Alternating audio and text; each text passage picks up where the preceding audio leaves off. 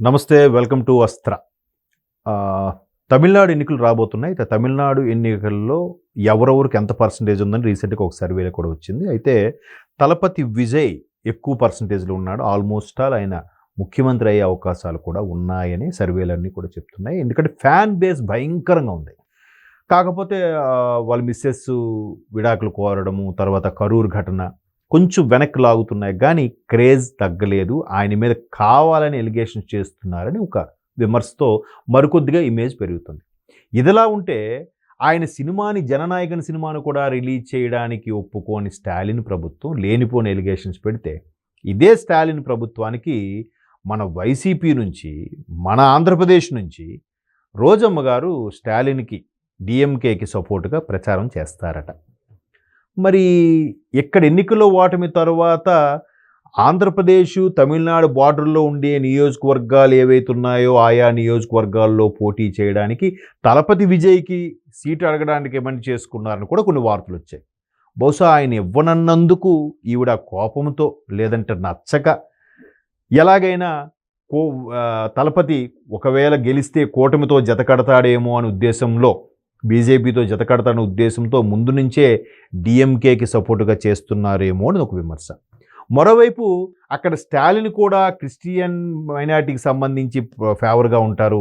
ఇక్కడ రోజమ్మ గారి యొక్క అధ్యక్షుడు జగన్మోహన్ రెడ్డి గారు కూడా ఆ ఫేవర్‌గా ఉంటారు కాబట్టే వీళ్ళు ఒకటయ్యారు కాబట్టే జగన్మోహన్ రెడ్డి గారి డైరెక్షన్‌లోనే రోజమ్మ గారు డీఎంకేకి సపోర్ట్ ఇస్తున్నారనేది మరికొంతమంది వినిపిస్తున్న వార్త. మొత్తం మీద రోజా గారు అటు తమిళ్, తెలుగు ఇండస్ట్రీకి బాగా సుపరిచితురాలైన స్టార్ హీరోయిన్‌గానే ఎలుగొందారు కాబట్టి ఆవిడ మేబీ క్యాన్వాస్ చేస్తే వర్కౌట్ అవ్వచ్చు. కానీ తలపతి విజయ్ పార్టీ కోసం ప్రయత్నం చేశారు. ఈవిడ బ్యాక్‌గ్రౌండ్ గురించి విని, ఈవిడ మీద విమర్శలు విని ఆయన సైడ్‌ని పక్కన పెట్టారని కూడా ఆల్మోస్ట్ ఆల్ వార్తలు వినిపించాయి. ఆ మధ్యకాలంలో రోజా గారు కనిపించకపోవడం, చెన్నైలో ఒక దేవాలయంకి వెళ్తే అక్కడ రోజువారీ జీహెచ్ఎంసీ మున్సిపల్ కార్మికులు ఎవరైతే ఉన్నారో వాళ్ళు ఆమెతో ఫోటో దిగడానికి వెళ్తే కొంచెం దూరంగా ఉండాలని చెప్పడం వైరల్ అవ్వడం. ఎందుకు ఆవిడ ఎక్కువ చెన్నై టెంపుల్స్‌లో తిరుగుతున్నారు అని అంటే, అక్కడ స్టేజ్ షోస్‌కి లేదంటే అక్కడ ఉండే టీవీ ప్రోగ్రామ్స్‌కి రికమెండ్ చేసుకుంటున్నారు. ఇక్కడ జబర్దస్త్ లాంటి ప్రోగ్రామ్స్‌కి ఆవిడకి ఛాన్స్ ఇవ్వట్లేదు కాబట్టి తమిళనాడులో ట్రై చేస్తున్నారని వార్తలు రావడం. మరోవైపు ఇలా ట్రై చేసుకుంటూనే తలపతి విజయ్ పార్టీలో ఒక సీటు కోసం కూడా రోజమ్మ గారు ప్రయత్నిస్తున్నారని కొన్ని వార్తలు రావడం.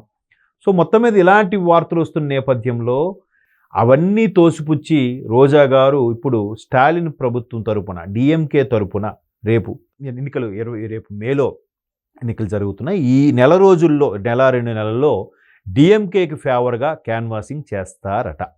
మరి చూద్దాం. ఆవిడ ఇక్కడ కూడా వాక్చాతుర్యంతో చాలామందిని ఆకట్టుకున్నారో, ఎంత పద్ధతిగా మాట్లాడారో మనం చూసాం. ఎందుకంటే పవన్ కళ్యాణ్ లాంటి వ్యక్తినే గాడిదకి వచ్చినట్టు 50 ఏళ్ళు వచ్చాయని ఒక చాలా అద్భుతమైన పదజాలం కూడా వాడారు ఆవిడ. గతంలో చాలా వైరల్ అయ్యాయి ఆవిడ కామెంట్స్. సో అక్కడ తమిళనాడులో కూడా ఇదే పద్ధతిగా మాట్లాడితే ఈమెను ఆదరిస్తారో, లేదా అక్కడి నుంచి వాళ్ళు ఏ రకంగా ట్రీట్ చేస్తారో కంగారు పడొద్దు, మనం చూస్తాం. అది.